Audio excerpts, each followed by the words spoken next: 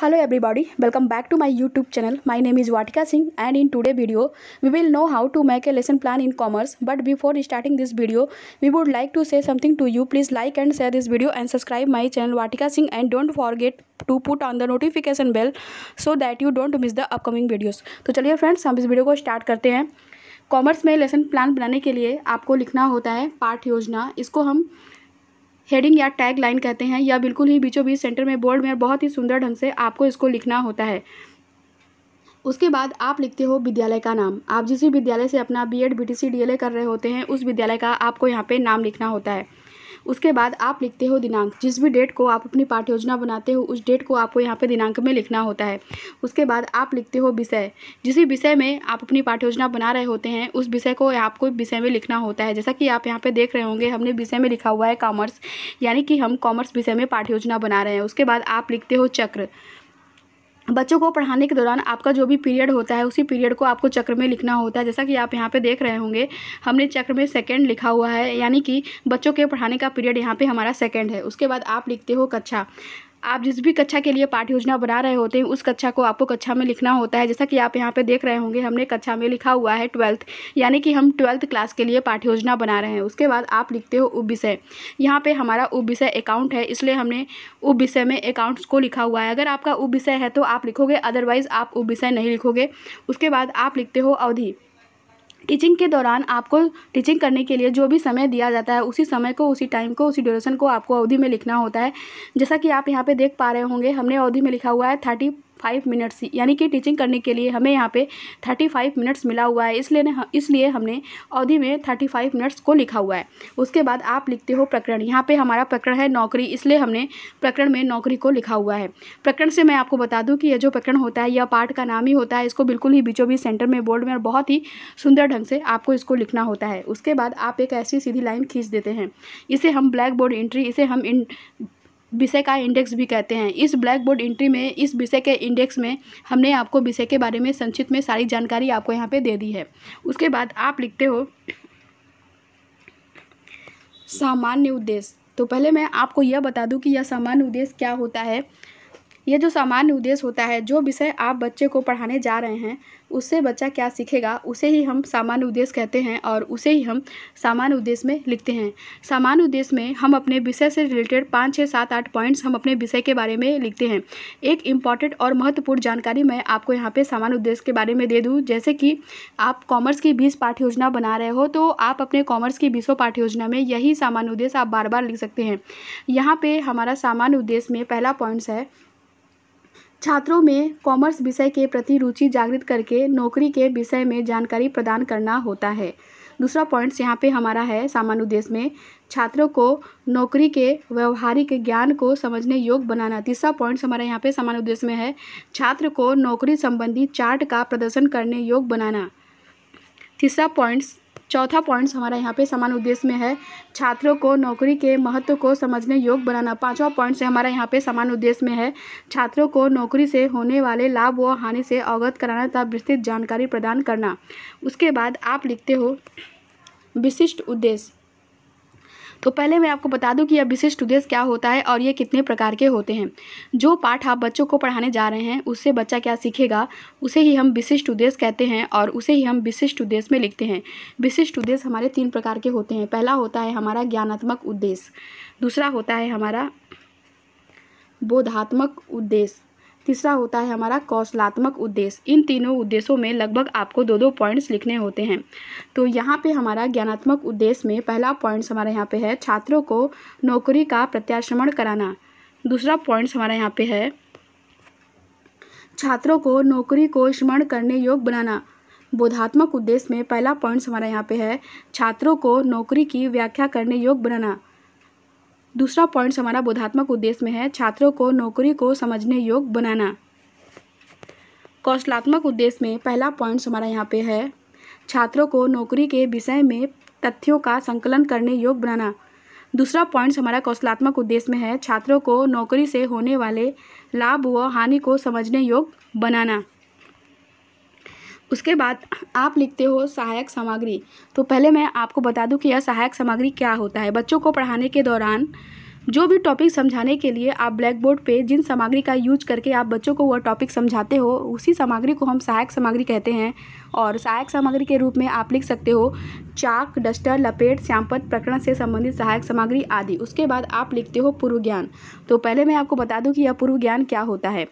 यह जो पूर्व ज्ञान होता है यह लगभग सभी का एक समान होता है, बस यहाँ पे क्या होता है कि पाठ का नाम चेंज कर दिया जाता है। पूर्व ज्ञान के रूप में आप लिख सकते हो छात्र नौकरी के बारे में सामान्य जानकारी रखते हैं, ऐसा आप पूर्व ज्ञान में लिख सकते हैं। उसके बाद आप बच्चों से प्रस्तावना प्रश्न करते हैं। प्रस्तावना प्रश्न करने के लिए आप 3 कॉलम बनाते हैं। पहला कॉलम तो आप बनाएंगे क्रम संख्या का कॉलम, दूसरा कॉलम जो है कि आप बनाएंगे छात्राध्यापक क्रियाओं का कॉलम, तीसरा और लास्ट कॉलम जो है कि आप बनाएंगे छात्र छात्रा अनुक्रिया का कॉलम। क्रम संख्या के कॉलम में आप छात्रों से पूछे गए क्वेश्चन के क्रम को लिखते हो। छात्र छात्राध्यापक क्रियाओं के कॉलम में आप छात्रों से प्रश्न पूछते हो। छात्र छात्रा अनुक्रिया के कॉलम में छात्र आपके पूछे गए क्वेश्चन के आंसर को देते हैं। तो यहाँ पे हमारा पहला क्वेश्चन छात्रों से है, मूलभूत आवश्यकता कौन सी होती है? तो छात्र आंसर देते हैं मूलभूत आवश्यकता रोटी, कपड़ा तथा मकान होती है। दूसरा क्वेश्चन यहाँ पे हमारा छात्रों से है, रोटी, कपड़ा तथा मकान की आवश्यकताओं की पूर्ति के लिए क्या आवश्यक है? तो छात्र आंसर देते हैं धन आवश्यक है। तीसरा क्वेश्चन यहाँ पे हमारा छात्रों से है, धन की पूर्ति व्यक्ति किस प्रकार करता है? तो छात्र आंसर देते हैं धन की पूर्ति व्यक्ति कोई कार्य या व्यवसाय करके करता है। चौथा क्वेश्चन यहाँ पे हमारा छात्रों से है, कौन सा कोई कार्य या व्यवसाय करके व्यक्ति को निश्चित धनराशि प्राप्त होती है? तो छात्र आंसर देते हैं समस्यात्मक प्रश्न। चौथे क्वेश्चन का आंसर छात्रों को नहीं आता है। कौन सा कोई कार्य या व्यवसाय करके व्यक्ति को निश्चित धनराशि प्राप्त होती है, इसके बारे में छात्रों को कोई नॉलेज, कोई जानकारी नहीं है। उसके बाद आप लिखते हो उद्देश्य कथन। उद्देश्य कथन में आप लिख सकते हो, बच्चों आज हम नौकरी के बारे में विस्तार से अध्ययन करेंगे, ऐसा आप उद्देश्य कथन में लिख सकते हैं। उसके बाद आप लिखते हो प्रस्तुतिकरण। प्रस्तुतिकरण में आप लिख सकते हो अध्ययन अध्यापन की दृष्टि से पाठ को 2 पार्ट्स में डिवाइड किया जाता है, ऐसा आप प्रस्तुतिकरण में लिख सकते हैं। उसके बाद आप व्याख्या करते हैं, जिसके लिए आप 4 कॉलम बनाएंगे व्याख्या करने के लिए। पहला कॉलम तो आप बना देंगे शिक्षण बिंदु का कॉलम, जिसमें कि आप लिखेंगे व्याख्या। दूसरा कॉलम जो है कि आप बनाएंगे छात्राध्यापक क्रियाओं का कॉलम, जिसमें कि आप व्याख्या करेंगे। तीसरा कॉलम जो है कि आप बनाएंगे छात्र छात्रा अनुक्रिया का कॉलम, जिसमें कि आप लिखेंगे छात्र ध्यानपूर्वक व्याख्या को सुनेंगे। चौथा और लास्ट कॉलम आप जो है कि बनाएंगे श्यामपट्ट कार्य का कॉलम, जिसमें कि आप मुख्य पॉइंट्स को लिखेंगे। तो अब हम व्याख्या करते हैं। नौकरी 2 पक्षों के मध्य एक पारस्परिक अनुबंध है, जिसके अंतर्गत कर्मचारी नियोक्ता दी गई विशेष शर्तों पर कार्य करने के लिए सहमत है और नियोक्ता उसके कार्य के बदले नगद या वस्तु के रूप में कुछ पारिश्रमिक देता है। नौकरी में हमेशा 2 पक्ष होते हैं और कर्मचारी काम के बदले नियोक्ता से पारिश्रमिक पाता है। साधारणतः मजदूरी को एक निश्चित राशि तय होती है, जो काम के बदले दैनिक रूप से अथवा सप्ताह में नियोक्ता द्वारा दी जाती है। उसी तरह वेतन की भी परस्पर सहमति के आधार पर एक निश्चित राशि होती है, जो कर्मचारी को उसके काम के बदले उसके नियोक्ता द्वारा हर महीने दी जाती है। व्याख्या करने के बाद आप श्यामपट्ट कार्य के कॉलम में मुख्य पॉइंट्स के रूप में आप श्यामपट्ट कार्य के कॉलम में पहला पॉइंट्स आप श्यामपट्ट कार्य में लिख सकते हैं, नौकरी का अर्थ नियोजन प्लस कर्मचारी। दूसरा पॉइंट्स आप लिख सकते हो श्यामपट्ट कार्य में, नौकरी 2 पक्षों के मध्य एक पारस्परिक अनुबंध है, जिसके अंतर्गत कर्मचारी नियोक्ता दी गई विशेष शर्तों पर कार्य करने के लिए सहमत है। नियोक्ता उसके कार्य के बदले परिश्रम के रूप में कुछ पारिश्रमिक देता है व्याख्या करने के बाद आप छात्रों से बोध प्रश्न करते हैं। बोध प्रश्न करने के लिए आप 3 कॉलम बनाएंगे। पहला कॉलम तो जो है कि आप बनाएंगे बोधात्मक प्रश्न का कॉलम, जिसमें कि आप छात्रों से पूछे गए क्वेश्चन के क्रम को लिखोगे। दूसरा कॉलम जो है कि आप बनाओगे छात्राध्यापक क्रियाओं का कॉलम, जिसमें कि आप छात्रों से प्रश्न पूछोगे। तीसरा और लास्ट कॉलम जो है कि आप बनाओगे छात्र ध्यानपूर्वक व्याख्या को सुनेंगे। यहाँ पे आप लिखोगे, तीसरा कॉलम जो है कि आप लिखोगे छात्र छात्रा अनुक्रिया का कॉलम, छात्र छात्रा अनुक्रिया का कॉलम तीसरा कॉलम आपका बनेगा, जिसमें कि छात्र आपके पूछे गए क्वेश्चन के आंसर को देंगे। तो यहाँ पे हमारा पहला क्वेश्चन छात्रों से है, नौकरी क्या है? तो छात्र आंसर देते हैं पारस्परिक अनुबंध है। दूसरा क्वेश्चन यहाँ पे हमारा छात्रों से है, नियोक्ता द्वारा प्रतिफल में क्या दिया जाता है? तो छात्र आंसर देते हैं पारिश्रमिक दिया जाता है। बच्चों से बोधात्मक प्रश्न करने के बाद आप फिर से व्याख्या करते हैं, जिसके लिए आप फिर से वही सब सारे प्रोसेस को दोहराएंगे। व्याख्या करने के लिए आप फिर से 4 कॉलम बनाएंगे। पहला कॉलम तो आप बनाएंगे शिक्षण बिंदु का कॉलम, जिसमें कि आप लिखेंगे व्याख्या। दूसरा कॉलम जो है कि आप बनाएंगे छात्राध्यापक क्रियाओं का कॉलम, जिसमें कि आप व्याख्या करेंगे। तीसरा कॉलम जो है कि आप बनाएंगे छात्र छात्रा अनुक्रिया का कॉलम, जिसमें कि आप लिखेंगे छात्र ध्यानपूर्वक व्याख्या को सुनेंगे। चौथा और लास्ट कॉलम जो है कि आप बनाएंगे श्यामपट्ट कार्य का कॉलम, जिसमें कि आप मुख्य पॉइंट्स को लिखेंगे। तो अब हम व्याख्या करते हैं।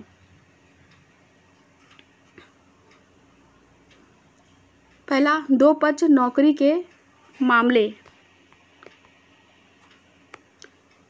नौकरी के मामले में हमेशा 2 पक्ष शामिल होते हैं, कर्मचारी एवं नियोक्ता। दूसरा, अनुबंधात्मक प्रकृति। नौकरी की प्रकृति हमेशा अनुबंधात्मक होती है, जिसमें 2 पक्षों के मध्य एक समझौता होता है। तीसरा, परिश्रमिक वह प्रतिदान या पुरस्कार है जो कर्मचारी अपने काम के बदले नियोक्ता से प्राप्त करता है। दूसरा, रोजगार की शर्तें। चौथा, रोजगार की शर्तें। नौकरी के मामले में काम की प्रकृति, कार्य की दशाएं, कार्य संबंधों के बारे में नियम आदि पहले से तय किए जाते हैं। पहला, नौकरी से केवल नियमित व अच्छी आय ही प्राप्त नहीं होती, अपितु इसके साथ अन्य दूसरे लाभ जैसे आवास और चिकित्सा की सुविधाएं, यात्रा संबंधी रियायतें, ऋण व अग्रिम बीमा तथा सेवा निवृत्ति की अन्य सुविधाएं मिलती हैं। दूसरा, नौकरी को जीवन वृत्ति के रूप में अपनाया जा सकता है और व्यक्ति अपने कार्य क्षेत्रों में नाम कमा सकते हैं। तीसरा, स्वरोजगार की तुलना में नौकरी में बहुत कम जोखिम निहित होता है। नौकरी में भूमि, भवन आदि में निवेश की कोई आवश्यकता नहीं है। व्याख्या करने के बाद आप श्यामपट्ट कार्य के कॉलम में मुख्य पॉइंट्स के रूप में आप पहला पॉइंट्स आप श्यामपट्ट कार्य में लिख सकते हैं। नौकरी में 2 पक्ष होते हैं। पहला, नौकरी की प्रकृति हमेशा 2 पक्षों के मध्य एक समझौता होता है। दूसरा पॉइंट्स आप श्यामपट्ट कार्य में लिख सकते हो, पारिश्रमिक वह प्रतिदान या पुरस्कार है जो कर्मचारी अपने काम के बदले नियोक्ता से प्राप्त करता है। तीसरा पॉइंट्स आप श्यामपट्ट कार्य में लिख सकते हो, नौकरी की विशेषताएं, 2 पक्ष अनुबंधात्मक, पारिश्रमिक, रोजगार की शर्तें। इसको आप डायग्राम से भी डिनोट कर सकते हो। नौकरी की विशेषताएं, पारिश्रमिक, 2 पक्ष अनुबंधात्मक प्रकृति, रोजगार की शर्तें। चौथा पॉइंट आप संपटकार में लिख सकते हो, नौकरी का महत्व, निरंतर आय, जीवन वृत्ति, कम जोखिम। व्याख्या करने के बाद आप छात्रों से बोध प्रश्न करते हैं, जिसके लिए 3 कॉलम आप बनाते हैं। पहला कॉलम तो आप बनाते हैं बोधात्मक प्रश्न का कॉलम, दूसरा कॉलम जो है कि आप बनाते हैं छात्रा अध्यापक क्रियाओं का कॉलम, तीसरा और लास्ट कॉलम जो है कि आप बनाते हैं छात्र छात्रा अनुक्रिया का कॉलम। बोधात्मक प्रश्न के कॉलम में आप छात्रों से पूछे गए क्वेश्चन के क्रम को लिखते हो। छात्रा अध्यापक क्रियाओं के कॉलम में आप छात्रों से प्रश्न पूछते हो। छात्र छात्रा अनुक्रिया के कॉलम में छात्र आपके पूछे गए क्वेश्चन के आंसर को देते हैं। तो यहाँ पे हमारा पहला क्वेश्चन छात्रों से है, नौकरी से आय के अलावा क्या प्राप्त होता है। तो छात्र आंसर देते हैं, नौकरी से आय के अलावा आवास व चिकित्सा प्राप्त होता है। दूसरा क्वेश्चन यहाँ पे हमारा छात्रों से है, नौकरी में कितने पक्ष होते हैं। तो छात्र आंसर देते हैं, नौकरी में 2 पक्ष होते हैं। उसके बाद आप लिखते हो गृह कार्य। गृह कार्य के रूप में आप छात्रों को दे सकते हो, बच्चों आप लोग नौकरी व नौकरी का महत्व पढ़कर आइएगा। ऐसा आप गृह कार्य छात्रों को दे सकते हैं। अगर आपको हमारा ये वीडियो पसंद आया तो आप हमारे इस वीडियो को कमेंट करके बताइए कि आपको हमारा ये वीडियो पसंद आया, और आप हमारे इस वीडियो को लाइक करिए, कमेंट करिए और शेयर करिए। और मैंने इस पाठ्य योजना की लिंक डिस्क्रिप्शन बॉक्स में दे रखी है, वहाँ पर मैंने आपको ब्लॉगर लिंक, ट्यूटर लिंक और ड्राइव लिंक, तीनों लिंक इस पाठ्य योजना की दे रखी है। आप वहां से इस पाठ्य योजना की लिंक को डाउनलोड करके इस पाठ्य योजना को देख सकते हो। इस पाठ्य योजना में अगर आपको कोई भी दिक्कत, कोई भी प्रॉब्लम होती है या कोई भी क्वेश्चन मुझसे पूछना हो तो आप कमेंट सेक्शन में मुझसे क्वेश्चन पूछ सकते हो, या मुझे आप डायरेक्ट मेल भी कर सकते हो और मैं आपके पूछे गए क्वेश्चन के आंसर को दूंगी। अगर बाय द वे कभी भी इस पाठ्य योजना की लिंक ओपन नहीं होती है, या कोई टेक्निकल प्रॉब्लम होने के कारण, या आपके फ़ोन में प्रॉब्लम होने के कारण, या फिर नेट के प्रॉब्लम होने के कारण, या नेट की वजह से आपका ये लिंक अगर ओपन नहीं होता है इस पाठ्य योजना की लिंक, तो आप इस पाठ्य योजना की वीडियो को आप पॉज करके भी इस पाठ्य योजना की वीडियो को देख सकते हो। इस पाठ्य योजना के वीडियो का आप स्क्रीनशॉट भी लेके देख सकते हो। अगर अभी भी आपने हमारे इस चैनल को सब्सक्राइब नहीं किया है तो आप हमारे चैनल को सब्सक्राइब जरूर कर लो, साथ ही साथ बेल आइकन को प्रेस जरूर कर लीजिएगा, ताकि मैं जब भी कोई अपना नया वीडियो अपलोड करूं तो इसकी नोटिफिकेशन, इसकी अपडेट आपको जल्द ही मिल जाएगी, जिससे कि आप हमारे किसी भी वीडियो को मिस नहीं कर पाएंगे। तो हम आपसे फिर से मिलते हैं अपने नेक्स्ट वीडियो के साथ।